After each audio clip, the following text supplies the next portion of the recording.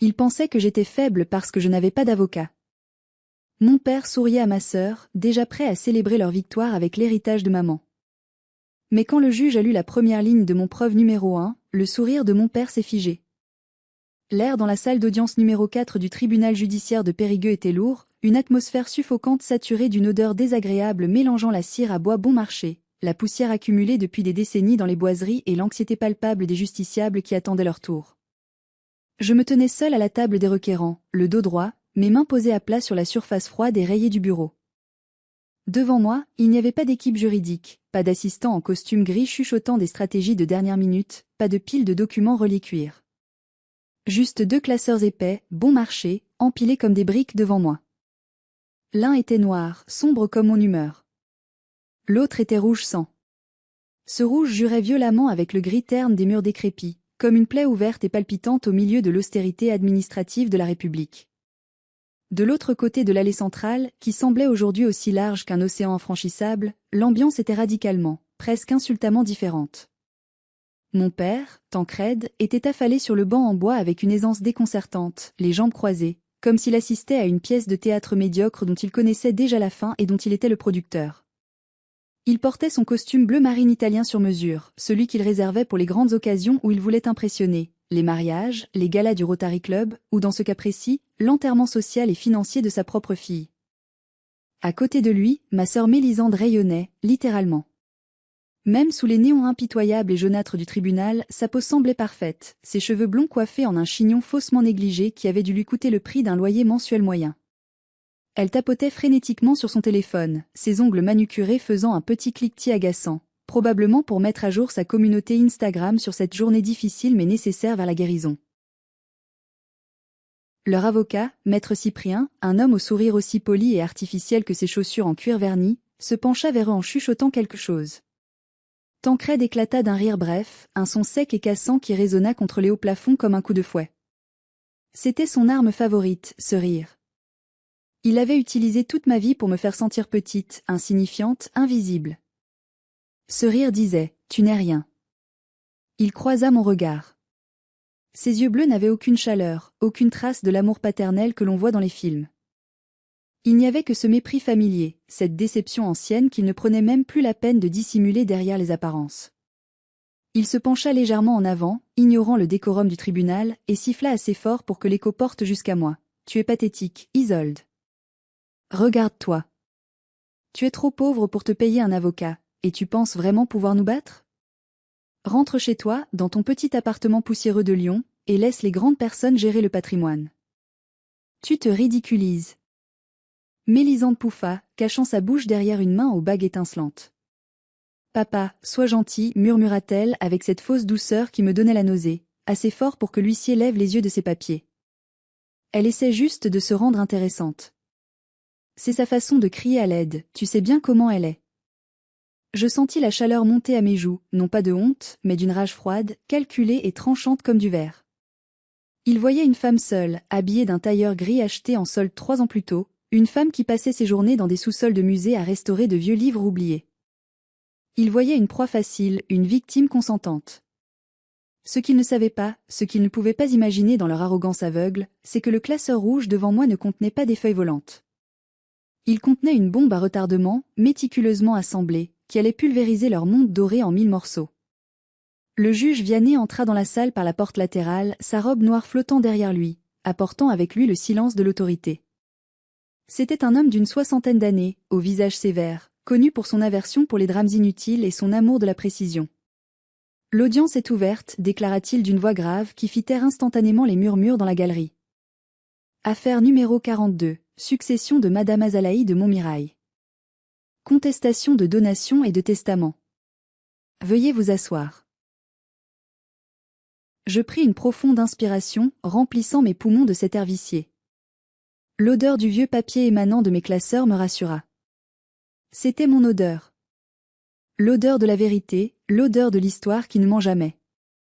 C'est à ce moment précis, alors que je sentais tous les regards peser sur moi, ceux de mon père, de ma sœur, de leur avocat prédateur, et du juge inquisiteur que j'ai su qu'il n'y aurait pas de retour en arrière. J'allais soit perdre tout ce qui restait de ma mère, soit détruire ma famille pour toujours. Avant que je ne vous dévoile le contenu explosif de ce dossier rouge et comment j'ai planifié ma vengeance, j'aimerais savoir qui est avec moi aujourd'hui dans cette salle d'audience virtuelle. Dites-moi dans les commentaires depuis quelle ville ou quel pays vous suivez cette histoire, et quelle heure il est chez vous. C'est toujours fascinant et réconfortant de voir à quel point notre communauté est grande et solidaire face à l'injustice. Pour comprendre pourquoi je me tenais là, seule face à mon propre sang, prête à commettre un parricide judiciaire, il faut remonter le temps. Il faut comprendre l'architecture toxique et invisible de mon enfance. J'ai grandi dans l'ombre de Mélisande, une ombre si vaste, si froide et si permanente qu'elle a fini par façonner chaque fibre de qui je suis aujourd'hui. Dès sa naissance, 3 ans avant la mienne, Mélisande a été désignée comme le soleil de la famille de Montmirail. Elle ressemblait trait pour trait à la mère de Tancrède, ma grand-mère paternelle, une femme qui l'idolâtrait au-delà de la raison. Blonde comme les blés, les yeux d'un bleu perçant, charmante sans effort, capricieuse mais adorable. Moi? J'étais brune, calme, sérieuse, avec les yeux noisettes mélancoliques de ma mère. Pour mon père, Mélisande était un trophée qu'on expose sur la cheminée, j'étais un meuble utilitaire qu'on range dans le couloir.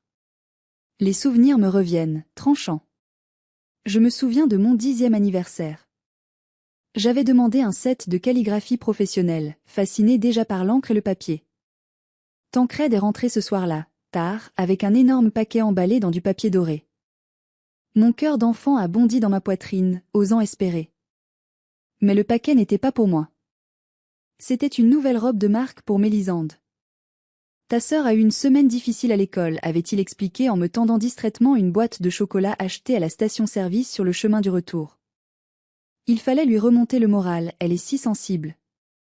Toi, tu es forte, Isolde, tu n'as pas besoin de tout ça. Tu es solide comme un roc. Tu es forte. C'était l'excuse universelle pour la négligence. C'était la phrase magique pour ne jamais avoir à s'occuper de moi. Mélisande a grandi en apprenant qu'elle pouvait tout obtenir par un sourire, une moue boudeuse ou une larme stratégique versée au bon moment. Elle échouait à ses examens? C'était la faute des professeurs jaloux de sa beauté. Elle cassait la voiture que papa venait de lui offrir? C'était la route qui était dangereuse et mal entretenue. Tancrède était toujours là, tel un chevalier servant avec son chéquier, pour lisser les aspérités de sa vie. Elle est devenue mannequin catalogue, puis influenceuse sur les réseaux sociaux, puis coach de vie, des titres vides et brillants pour masquer une existence entièrement financée par la carte de crédit illimitée de papa. Moi, j'ai choisi le silence, l'observation et l'étude. J'ai quitté la maison dès mes 18 ans pour Lyon, fuyant cette atmosphère étouffante. J'ai travaillé la nuit dans des restaurants, plongeant mes mains dans l'eau grasse pour payer mes études à l'Institut national du patrimoine. Je suis devenue restauratrice de livres anciens et d'archives. Mon métier consiste à sauver ce qui est en train de disparaître, à recoller les fragments d'histoire oubliés, à détecter les faussaires grâce à une goutte d'encre microscopique ou la texture d'un papier vieux de 3 siècles. Ma famille trouvait mon métier déprimant et inutile. Tu vis dans le passé, disait Mélisande en riant, un verre de champagne à la main lors des rares Noëls où je m'obligeais à rentrer. Tu senses la poussière et le vieux cuir, Isolde. Regarde-moi, je suis l'avenir, je suis la lumière, je suis la vie. Mais il y avait une personne qui comprenait. Une seule. Maman. Azalaï. Maman était une femme douce, trop douce pour survivre à l'ouragan d'ego qu'était mon père. Elle s'était recroquevillée sur elle-même au fil des années, trouvant refuge dans sa maison de campagne en Dordogne, cette vieille bâtisse en pierre dorée, et surtout, dans sa roseraie. C'était son sanctuaire, son royaume interdit à Tancrède. Quand je revenais la voir, nous passions des heures dans ce jardin, les mains dans la terre, à tailler, à soigner, à parler peu mais à ressentir beaucoup. Les racines sont importantes, Isolde, me disait-elle souvent, en caressant les pétales veloutés d'une rose ancienne cuisse de nymphe. Le monde ne voit que la fleur, comme ta sœur, mais c'est la racine qui tient tout, qui nourrit tout. Sans racine, la fleur meurt au premier coup de vent. Toi, ma chérie, tu es comme ces racines.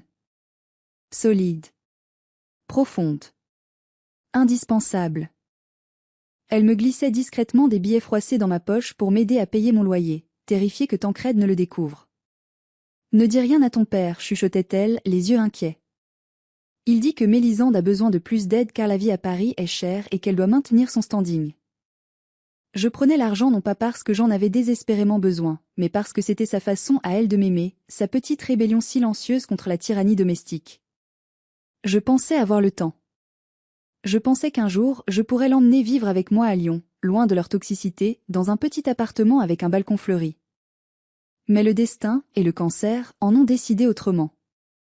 La maladie l'a emporté en 3 mois. Une fulgurance brutale qui m'a laissé le souffle coupé. Enfin, pas à tout le monde. Certains voyaient dans sa mort non pas une perte tragique, mais une formidable opportunité financière. L'enterrement avait eu lieu sous une pluie battante et glaciale, comme si le ciel de Dordogne pleurait celle qu'il avait tant aimée et soignée. Tancrède a joué le rôle du veuf éploré à la perfection, recevant les condoléances avec une dignité théâtrale, tamponnant ses yeux secs avec un mouchoir en soie. Mélisande, vêtue d'une robe noire haute couture qui ressemblait plus à une tenue de gala pour le festival de Cannes qu'à un vêtement de deuil, sanglotait bruyamment, des cris perçants, dès que quelqu'un d'important ou un photographe s'approchait. Moi, je ne pouvais pas pleurer. J'étais gelée de l'intérieur. Je fixais le cercueil en chêne simple que j'avais choisi contre l'avis de mon père qui voulait de l'acajou verni, pensant à toutes les conversations que nous n'aurions plus, à tous les secrets qu'elle avait emportés. Le véritable choc, la véritable douleur, est arrivé 2 heures plus tard, lors de la réception organisée dans la maison familiale. La maison de maman. Cette bâtisse pleine d'âme. J'étais dans la cuisine, en train de préparer du café pour les invités, cherchant un moment de solitude, quand j'ai entendu la voix perçante et excitée de Mélisande dans le salon. On pourra abattre le vieux chêne centenaire pour dégager la vue sur la vallée, disait-elle avec un enthousiasme déplacé. Et la roseraie, franchement, ça fait vieillot, ça fait grand-mère. Si on rase tout ça, on a la place parfaite pour une piscine à débordement avec un deck en teck. Ça augmenterait la valeur du bien d'au moins 20% pour la revente immédiate. Mon sang se glaça dans mes veines. Je lâchai la cafetière qui heurta le comptoir avec un fracas de verre brisé. Je me précipitai dans le salon, ignorant les regards surpris. Tancrède était assis là, trônant dans le fauteuil préféré de maman, un verre de cognac hors d'âge à la main, hochant la tête en écoutant sa fille chérie. « De quoi parlez-vous » demandai-je, ma voix tremblant de rage contenue, mes mains serrées en poing. « Vous parlez de vendre la maison ? De raser les roses ? Maman n'est même pas encore froide dans sa tombe. » Tancrède me regarda avec un agacement profond, comme si j'étais une mouche persistante interrompant un concerto. « Ah, Isolde. Toujours aussi dramatique. Sois réaliste pour une fois. Cette maison est un gouffre financier. L'entretien, le chauffage, les toitures. Mélisande a des projets, elle a de l'ambition. Elle a besoin de liquidités rapidement pour lancer sa nouvelle marque de coaching holistique à Paris. C'est la maison de maman, dis-je, sentant les larmes de frustration monter pour la première fois. C'est son héritage. Son âme est ici. Elle voulait que ça reste dans la famille, pour nous, pour les futurs petits-enfants. Et ça reste dans la famille, intervint Mélisande avec un sourire mielleux qui ne touchait pas ses yeux froids. Dans ma partie de la famille. Celle qui sait faire fructifier l'argent. Pardon ? Tancrède posa son verre avec un claquement sec et sortit une enveloppe épaisse de sa poche intérieure. Il la jeta sur la table basse, avec désinvolture, entre les petits fours et les tasses de thé. Ta mère a pris des dispositions sensées, dit-il froidement. Elle savait que Mélisande avait besoin de sécurité, qu'elle était plus fragile financièrement que toi. Elle a signé un acte de donation-partage il y a 8 mois. La maison appartient désormais intégralement et exclusivement à ta sœur. Tu n'as rien, Isolde. Absolument rien. Mais ne t'inquiète pas, tu pourras récupérer quelques bibelots sans valeur avant que les déménageurs n'arrivent la semaine prochaine. Je pris le document comme on saisit un serpent venimeux. Mes mains tremblaient incontrôlablement. C'était un acte notarié, avec le sceau officiel de l'État. Et là, en bas de la dernière page, la signature de ma mère, Azalaï de Montmirail. C'est impossible, murmurai-je, le souffle court. Maman ne ferait jamais ça. Elle savait que j'aimais cette maison plus que tout au monde. Elle savait que Mélisande la détestait et la trouvait bouseuse. Maman m'avait promis. Les gens changent d'avis quand ils sentent la fin approcher et la peur de la mort, coupa Tancrède en se levant. Il s'approcha de moi, dominant ma silhouette de toute sa hauteur, m'écrasant de son ombre. Accepte-le. Tu as toujours été la seconde, la pièce de rechange. Ta mère a simplement officialisé ce que nous savions tous. Mélisande est celle qui mérite de briller. Toi, tu te débrouilleras, comme toujours avec tes vieux bouquins. Il m'arracha le document des mains. Maintenant, si tu ne peux pas être heureuse pour le succès de ta sœur, je te suggère de partir immédiatement. Tu gâches l'ambiance et tu embarrasses tout le monde. Je regardais autour de moi. Les invités, des amis de la famille, des cousins, détournaient le regard, gênés, fixant leurs chaussures. Ma propre famille, mes oncles, mes tantes, personne ne bougeait. Ils avaient tous peur de la colère de Tancrède, ou ils étaient éblouis par le succès factice de Mélisande. Je me sentis expulsée de ma propre vie, de mon propre deuil, nue et seule. Je sortis sous la pluie, sans manteau, sans parapluie, et je courus jusqu'à ma vieille voiture. Je n'ai pas pleuré. J'ai hurlé. J'ai hurlé à m'en déchirer la gorge, frappant le volant de mes poings. Il m'avait tout pris. L'amour, la reconnaissance, et maintenant, le dernier refuge de ma mère. Mais dans ce cri, il y avait le début d'autre chose. Une promesse. Imaginez un instant cette scène. Vous venez d'enterrer votre mère, la seule personne qui vous aimait, et votre père vous jette littéralement dehors sous la pluie pour donner l'héritage entier à votre sœur égoïste, le tout avec un sourire méprisant. Je sais que mon sang bouillonnait, mais vous, qu'auriez-vous fait à ma place ce soir-là? Auriez-vous abandonné face à l'acte officiel ou auriez-vous déclaré la guerre totale? Dites-le moi dans les commentaires ci-dessous.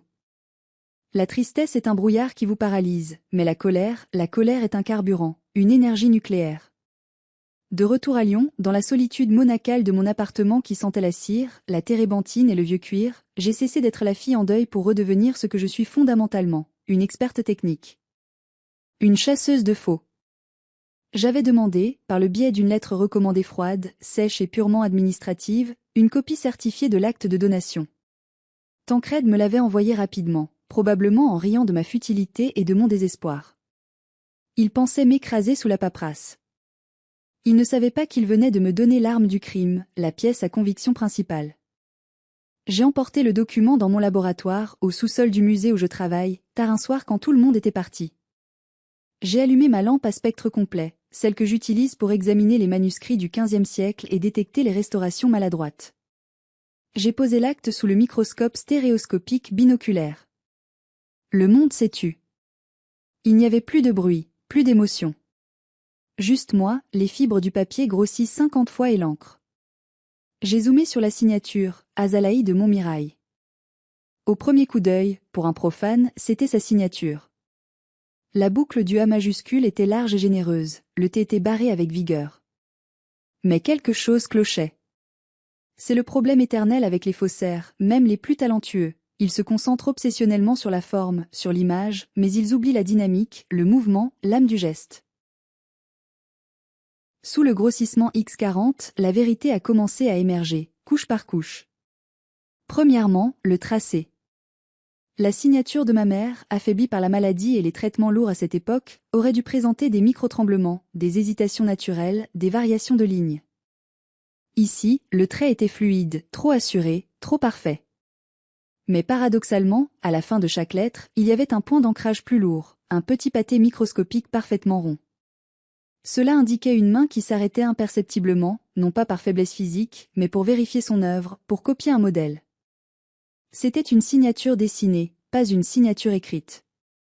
La vitesse du geste était fausse. Deuxièmement, et c'était là la clé, la nature de l'encre. Ma mère était une femme de traditions immuables. Elle n'écrivait qu'avec son stylo plume Mant Blank Meisterstück, un cadeau de son propre père, une plume en or qui laissait un dépôt d'encre liquide caractéristique, pénétrant profondément la fibre du papier, avec des nuances de gris sur les bords qu'on appelle l'ombrage. L'encre sous mon microscope était plate. Elle reposait sur la surface du papier comme une croûte.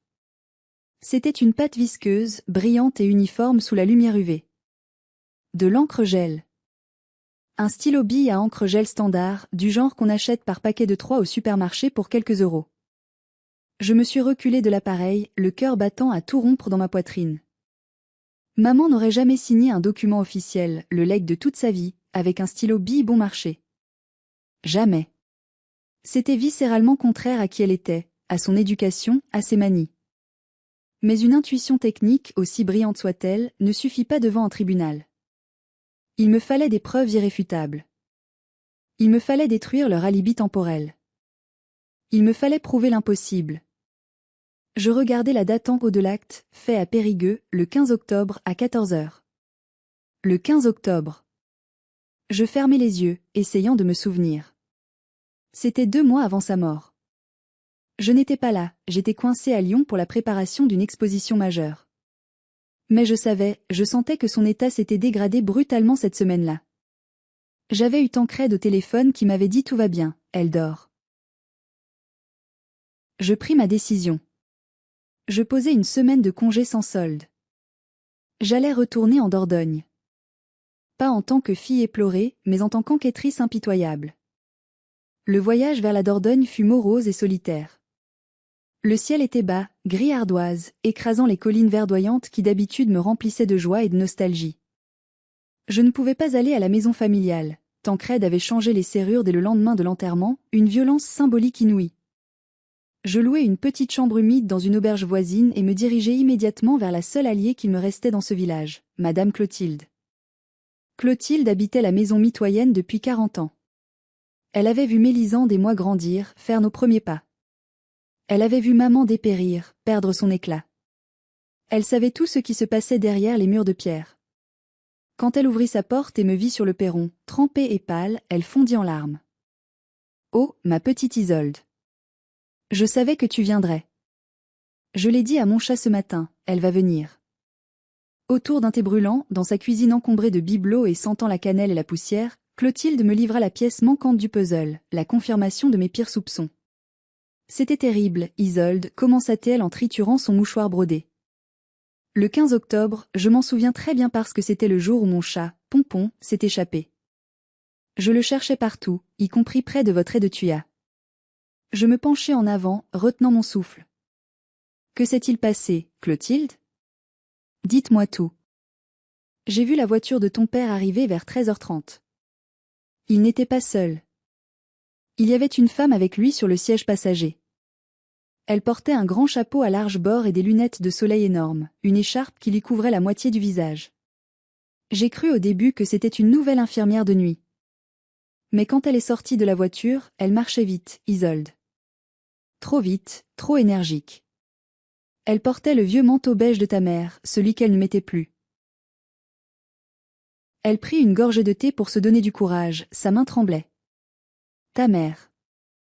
Azalaï, ce jour-là, l'ambulance était venue le matin même, très tôt, pour augmenter sa dose de morphine. Le médecin m'avait dit en passant la barrière, « Veillez sur elle, elle ne passera pas la semaine si ça continue, elle est totalement inconsciente. » Et pourtant, l'après-midi même, ton père fait entrer cette femme mystérieuse, et 1 heure plus tard, un homme en costume arrive avec une mallette en cuir. Le notaire, maître Dupuis. Le notaire est venu à la maison, demandai-je, la rage bouillonnant. Oui. Ils sont restés 1 demi-heure. Puis ils sont tous repartis. Ton père avait l'air triomphant, comme s'il venait de gagner au loto.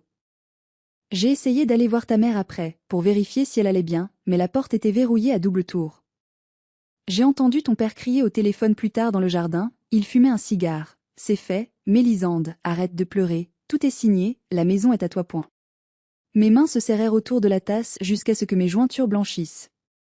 Ils avaient engagé une actrice. Ou peut-être une maîtresse de mon père.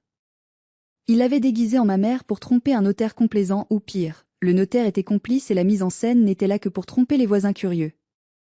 Clotilde, dis-je doucement mais fermement. Seriez-vous prête à écrire tout cela?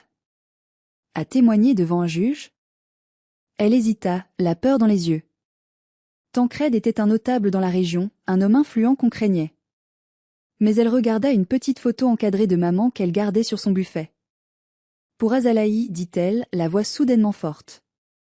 Je ferai n'importe quoi pour Azalaï. Elle ne méritait pas ça. C'était une sainte. Avant que je ne parte, elle me retint par le bras avec une force surprenante. Attends. Il y a autre chose. Le jour où ils ont vidé la chambre de ta mère, j'ai vu ton père jeter des cartons entiers dans la benne devant la maison. J'ai attendu la nuit et j'ai récupéré quelque chose. Je ne voulais pas que ça finisse aux ordures avec les épluchures. Elle disparut dans son arrière-boutique et revint avec un vieux cahier à la couverture vert émeraude, taché de terre et gondolé par l'eau. Le journal de jardinage de maman. Je le serrai contre ma poitrine, sentant encore une vague odeur de lavande et de terreau. Je ne savais pas encore que ce cahier contenait bien plus que des conseils sur la taille des rosiers Pierre de Ronsard. Il contenait la voix de ma mère. Avec le témoignage écrit de Clotilde en poche, je me sentais plus forte, mais ce n'était pas suffisant pour un tribunal. Un témoignage humain peut être contesté, discrédité. Une vieille dame qui a mal vu, une voisine qui a une vendetta personnelle, dirait-il. J'avais besoin de science. J'avais besoin de faits incontestables, froids et cliniques. Je me suis rendue au centre hospitalier de Périgueux le lendemain matin à la première heure. En tant que fille et héritière réservataire, même si je n'héritais de rien dans les faits, le statut légal demeurait, j'avais le droit absolu d'accéder au dossier médical complet de ma mère. L'administration française est une bête lente et réticente, mais face à ma détermination glaciale et ma connaissance précise des articles de loi, la secrétaire a fini par céder. Je me suis assise dans la salle d'attente froide, sous les néons, feuilletant le dossier épais de 200 pages. Je cherchais une date précise. Le 15 octobre. Page 42. Rapport de l'équipe mobile de soins palliatifs. 15 octobre, 9h30, visite de l'infirmier coordinateur. Patiente Azalaï de Montmirail. État soporeux. Augmentation significative de la douleur. Administration de morphine 10 mg en bolus sous-cutané plus midazolam pour sédation légère. Pronostic vital engagé à court terme. 15 octobre, 13h45, appel d'urgence du mari, Tancrède. La patiente est agitée. Passage du médecin de garde à 14h10. Constat à l'arrivée, coma vigile. La patiente ne répond à aucun stimulus verbal ou douloureux. Réflexe ostéotendineux diminué. Incapacité totale de communication et de discernement. Je relus la ligne 3 fois, mes doigts traçant les mots imprimés. 14h10, coma vigile. Incapacité totale de communication. L'acte notarié indiquait que la signature avait été apposée à 14h. À l'heure exacte où ma mère était censée signer un document juridique complexe transférant une propriété de 450 000 € en toute lucidité, elle était cliniquement incapable de tenir un stylo, encore moins de comprendre une clause de donation-partage. Elle était partie, perdue dans les limbes de la morphine. Je sortis de l'hôpital, le dossier serré contre moi comme un bouclier en Kevlar. La pluie avait cessé. Un rayon de soleil pâle perçait les nuages gris. Mon téléphone vibra dans ma poche. C'était Mélisande. Alors, on fouine? Sa voix était aiguë, moqueuse, triomphante. Clotilde m'a dit que tu étais passée la voir. Sérieusement, Isolde, tu fais pitié. Tu essaies de monter les voisins séniles contre nous? Je cherche la vérité, Mélisande, répondis-je calmement, ma voix ne trahissant aucune émotion. La vérité? La vérité, c'est que papa m'aime et qu'il ne t'aime pas. C'est ça la vérité crue qui te fait mal. Écoute, j'ai une offre généreuse pour toi. Si tu arrêtes tes bêtises judiciaires maintenant, je te laisse récupérer les vieux livres moisis de maman qui sont au grenier. Et peut-être quelques bijoux fantaisie sans valeur. Mais si tu vas au tribunal, je te jure, Isolde, papa a engagé le meilleur avocat de la région, maître Cyprien. On va te demander des dommages et intérêts pour procédure abusive. On va te ruiner, tu devras vendre ta petite voiture pour nous payer. Tu as acheté ton appartement à Paris, Mélisande? Demandai-je, ignorant sa menace. J'ai signé le compromis hier. Un duplex avec vue sur la tour Eiffel. Grâce à l'argent que la vente de la maison va rapporter le mois prochain. C'est déjà en cours, les acheteurs sont trouvés. Profite bien de la vue, dis-je. Tant qu'elle dure. Je raccrochai avant qu'elle ne puisse répondre. Je n'avais pas besoin d'un avocat. Je n'avais pas besoin de leurs menaces. J'avais les mathématiques, la médecine, la chronologie et la chimie de mon côté. Le soir même, dans ma chambre d'hôtel, j'ouvris le journal de jardinage de maman pour chercher du réconfort. Je tournai les pages, lisant ses notes sur les saisons, ses petits dessins de fleurs naïfs. Et puis, à la toute fin, coincée entre deux pages collées par l'humidité, je trouvai une feuille de papier libre, pliée en 4. Ce n'était pas une note sur les roses. C'était une lettre. Datée du 1er septembre. Écrite avec son stylo plume Man Blank. En lisant les premiers mots, je sentis les larmes couler pour la première fois depuis l'enterrement. Ce n'était pas de la tristesse. C'était du soulagement pur. Maman ne m'avait pas abandonnée. Elle avait vu venir les vautours. Elle m'avait laissé la clé de ma vengeance. Retour au présent. La salle d'audience numéro 4. Maître Cyprien venait de terminer sa plaidoirie. Il avait été éloquent, je devais lui accorder ça, un véritable acteur de studio. Il avait dépeint Tancrède comme un mari dévoué, épuisé par le chagrin, respectant scrupuleusement les dernières volontés d'une épouse mourante, et Mélisande comme la fille aimante méritant un soutien pour son avenir prometteur et brillant. Il m'avait décrite comme la sœur aigrie, jalouse, absente durant les derniers mois, ce qui était un mensonge éhonté, cherchant à extorquer de l'argent à sa famille par pur dépit. Monsieur le juge, conclut-il en ajustant les manches de sa robe avec emphase, l'acte de donation est parfaitement légal, signé devant notaire, enregistré aux hypothèques. Il n'y a aucune raison d'en douter. Nous demandons le débouté de toutes les demandes farfelues de mademoiselle Isolde et sa condamnation aux dépens ainsi qu'à 5 000 € pour procédure abusive. Tancrède me fit un petit clin d'œil arrogant. Mélisande vérifiait son maquillage dans le reflet de son écran de téléphone, s'ennuyant déjà. Le juge Vianney se tourna vers moi. Son visage était impénétrable, un masque de justice. Mademoiselle, c'est à vous. Avez-vous des témoins ou des pièces à verser au débat pour contrer ces arguments? Je me levai lentement. Je lissai ma jupe. Je pris mon classeur rouge à 2 mains. Je sentais le poids de chaque page, de chaque preuve, comme une épée. Monsieur le juge, commençai-je, ma voix résonnant clairement dans le silence soudain de la salle. Maître Cyprien parle de l'égalité formelle. Il a raison, le papier a l'air vrai. Le tampon a l'air vrai. L'histoire est belle.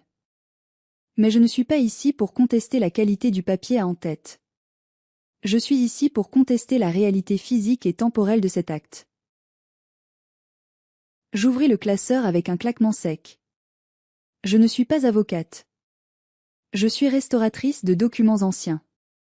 Mon métier, ma passion, est de distinguer le vrai du faux, l'original de la copie, l'histoire de la fable.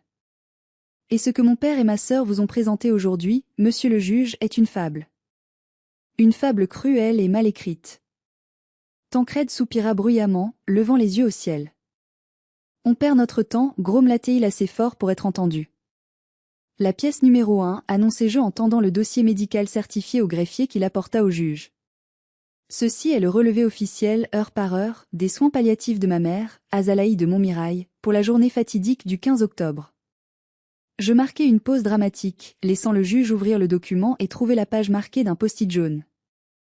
Je vis ses sourcils se froncer légèrement, un mouvement infime mais significatif. À 14 heures précises, heure prétendue de la signature de l'acte de donation devant notaire, ma mère était, selon le médecin de garde qui a signé ce rapport, dans un état de coma vigile, sous une dose massive de morphine et de sédatifs, incapable de bouger ou de parler. Monsieur le juge, je vous pose la question. Comment une femme qui ne peut pas lever le petit doigt pour demander un verre d'eau peut-elle signer un acte notarié complexe avec une fermeté calligraphique parfaite? Le silence dans la salle changea de texture. Il devint électrique, dense. Les murmures cessèrent. Maître Cyprien cessa de sourire. Il se pencha précipitamment vers Tancrède, chuchotant furieusement, le visage soudainement rouge. C'est une erreur d'horaire du médecin, bafouilla Tancrède, se levant à moitié, la panique commençant à percer sous le vernis.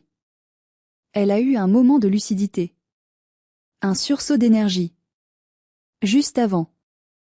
Asseyez-vous, monsieur, ordonna le juge sans lever les yeux du dossier médical, sa voix cinglante. Continuez, mademoiselle. Merci.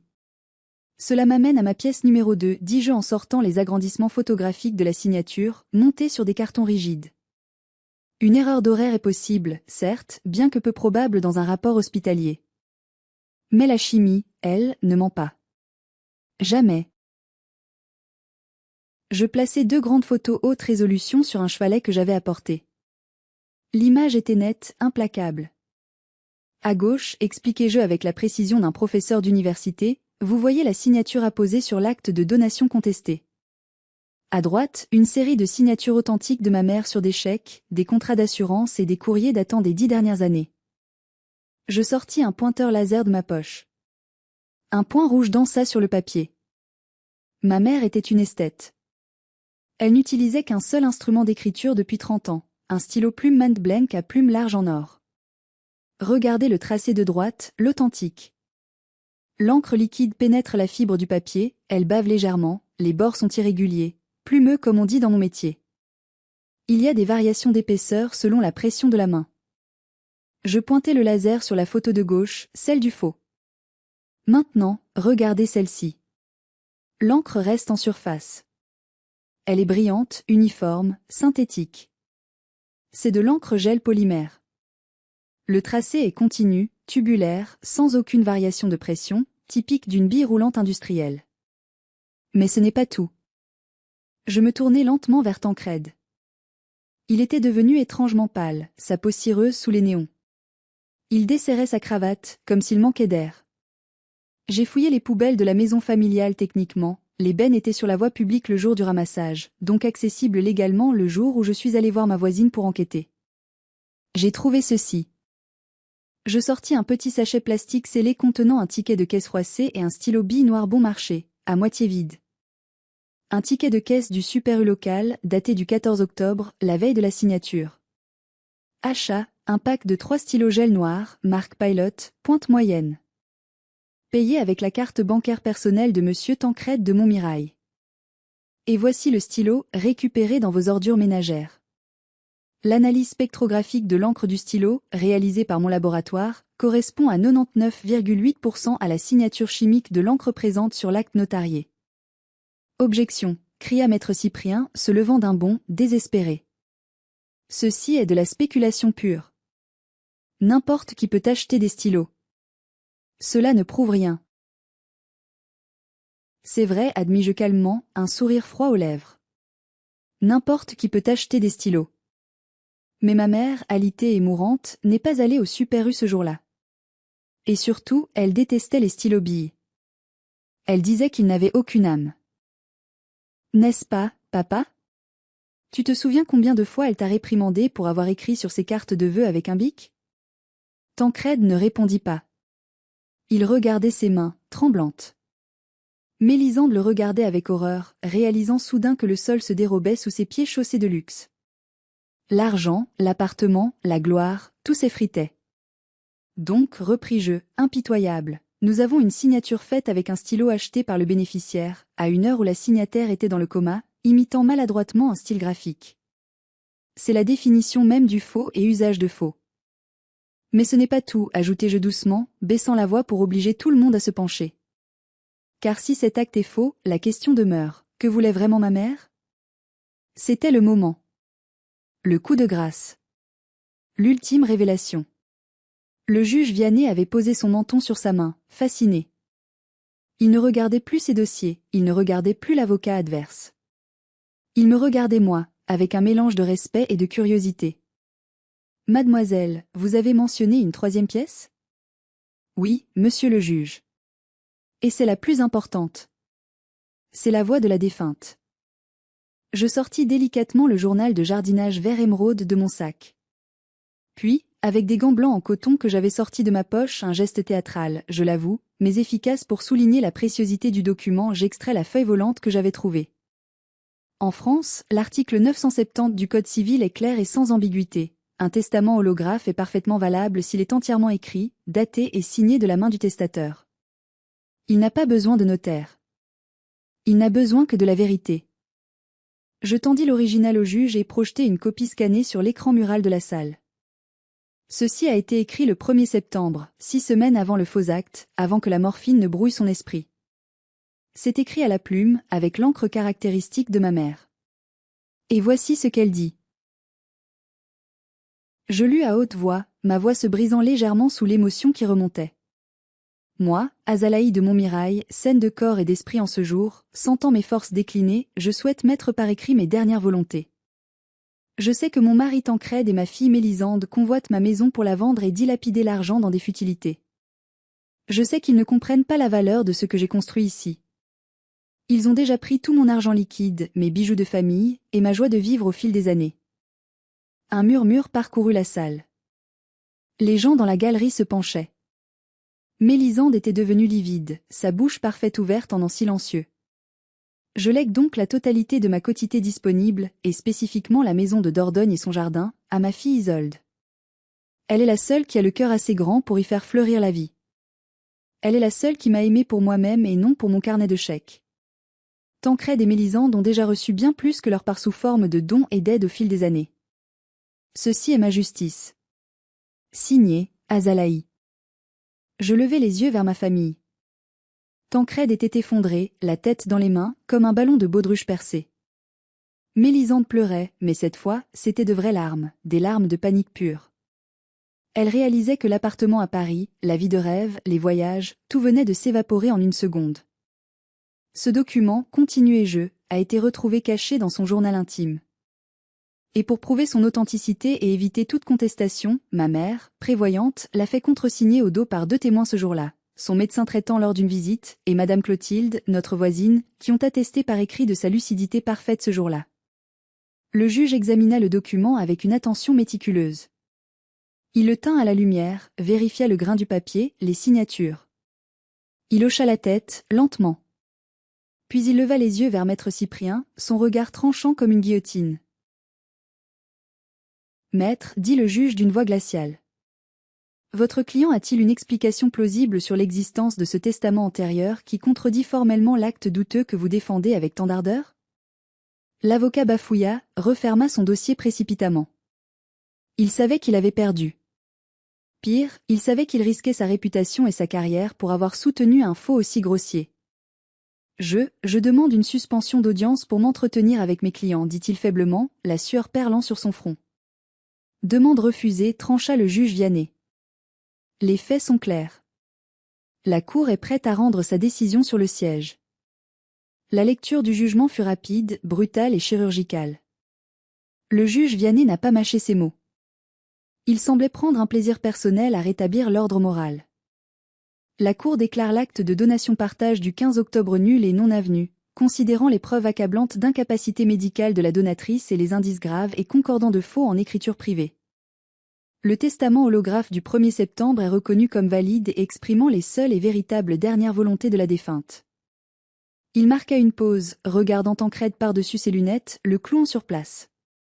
De plus, en application de l'article 40 du Code de procédure pénale, la Cour ordonne la transmission immédiate du dossier au procureur de la République pour ouverture d'une enquête sur les faits de faux, usage de faux, escroquerie au jugement et abus de faiblesse à l'encontre de M. Tancrède de Montmirail.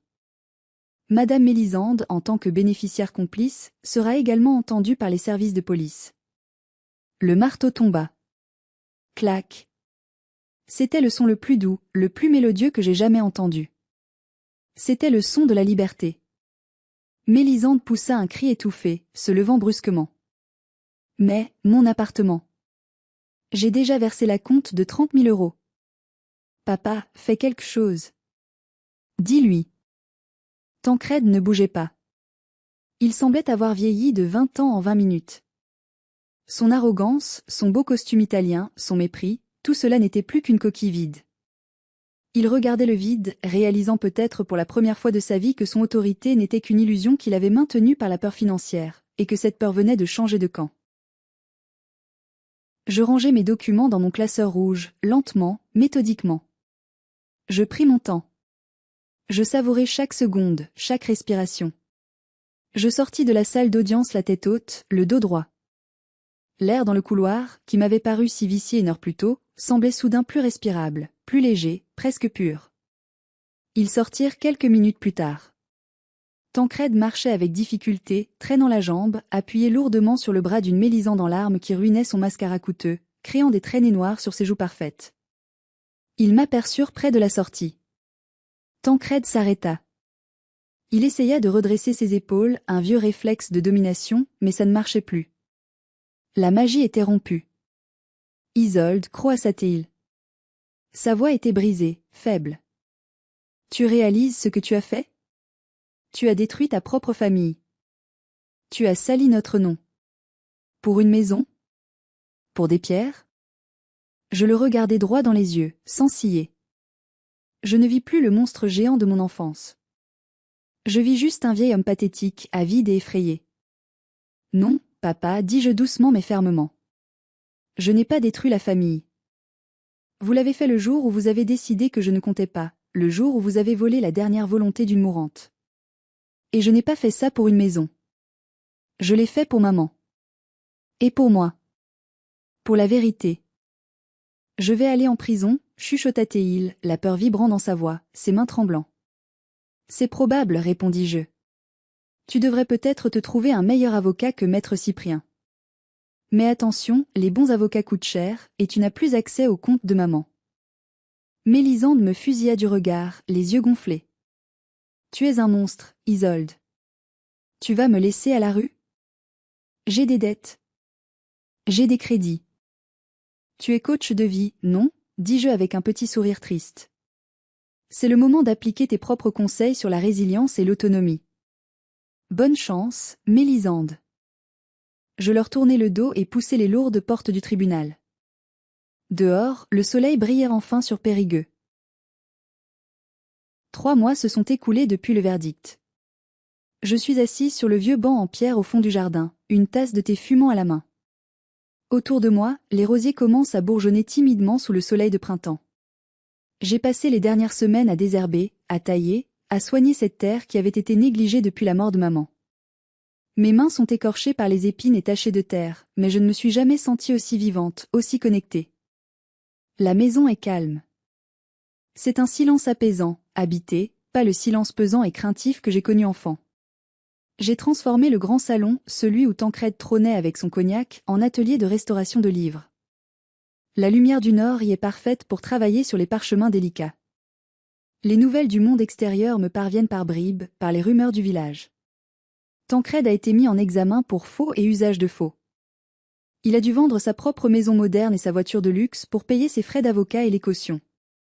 Il vit maintenant dans un petit studio meublé en banlieue, seul, sans public pour ses tirades. Mélisande a dû déclarer faillite personnelle. Ses créanciers ont saisi ses comptes. Elle a dû abandonner son appartement parisien et travaille apparemment comme réceptionniste dans une salle de sport low cost, loin du glamour qu'elle affichait sur les réseaux sociaux. Son compte Instagram a été supprimé. Ils ont essayé de m'appeler plusieurs fois. Des messages pleurnichards d'abord, invoquant la famille, le pardon, puis des messages d'insultes violentes, puis à nouveau des suppliques pathétiques. J'ai bloqué leur numéro. Je n'ai plus de place dans ma vie, ni dans ma maison, pour leur chaos et leur toxicité. Parfois, la nuit, je me demande si j'ai été trop dure. C'est le conditionnement de l'enfant bouc émissaire qui remonte, on nous apprend à toujours nous sentir coupables, même quand nous nous défendons, même quand nous avons raison. Mais alors, je regarde le journal de maman posé sur mes genoux. Je relis ces mots. Elle savait qui ils étaient. Elle savait qu'ils ne changeraient jamais. Elle m'a donné cette maison non pas comme un bien immobilier, mais comme une forteresse. Un endroit où je peux enfin être moi-même, sans avoir à m'excuser d'exister. Hier, en rangeant le grenier, j'ai trouvé une vieille photo argentique de nous deux, maman et moi, dans ce jardin. Je devais avoir 5 ans. Elle me montrait comment tenir une rose sans se piquer. Les épines sont là pour protéger la beauté, Isolde, disait-elle avec son sourire doux. Sans épines, la rose se fait manger. Je suis devenue l'épine. Et grâce à ça, la beauté de ce jardin a survécu. La justice est un plat qui se mange froid, disent certains. Je ne suis pas d'accord. La justice est un plat qui se mange chaud, servi avec des preuves irréfutables, une dignité inébranlable et une précision chirurgicale. Mon père a ri quand je me suis levée sans avocat. Il pensait que l'argent, l'apparence et le bruit étaient les seules formes de pouvoir dans ce monde. Il a oublié que le savoir, la patience, l'observation et la vérité sont des forces bien plus redoutables, bien plus destructrices quand elles sont maniées par quelqu'un qui n'a plus rien à perdre. Aujourd'hui, quand je restaure un livre ancien, quand je recolle une page déchirée ou que je redonne vie à une reliure brisée, je pense à ma famille. On ne peut pas tout réparer. Certains livres sont trop abîmés, rongés par la moisissure jusqu'au cœur. Certaines histoires sont trop toxiques pour être sauvées. Il vaut mieux parfois fermer le livre définitivement, le ranger sur une étagère poussiéreuse, et en commencer un nouveau, avec des pages blanches et propres. Je suis Isolde, la restauratrice, la fille de l'ombre. Et je suis enfin en pleine lumière, au milieu de mes roses. Merci d'avoir écouté mon histoire jusqu'au bout. C'était un voyage difficile, émotionnellement épuisant, mais nécessaire. J'espère que cela vous rappelle que peu importe à quel point on essaie de vous faire sentir petit, inutile ou faible, la vérité est votre meilleure arme. Si vous avez aimé cette histoire de justice, de résilience et de karma instantané, n'oubliez pas de mettre un j'aime à la vidéo, ça aide énormément la chaîne à faire entendre ses voix. Et surtout, abonnez-vous pour ne pas rater les prochaines histoires incroyables. J'aimerais aussi vous poser une dernière question. Avez-vous déjà été sous-estimé par votre propre famille? Avez-vous déjà dû vous battre seul contre tous? Comment avez-vous réagi? Partagez vos expériences et vos victoires dans les commentaires, je les lirai tous avec attention. À bientôt.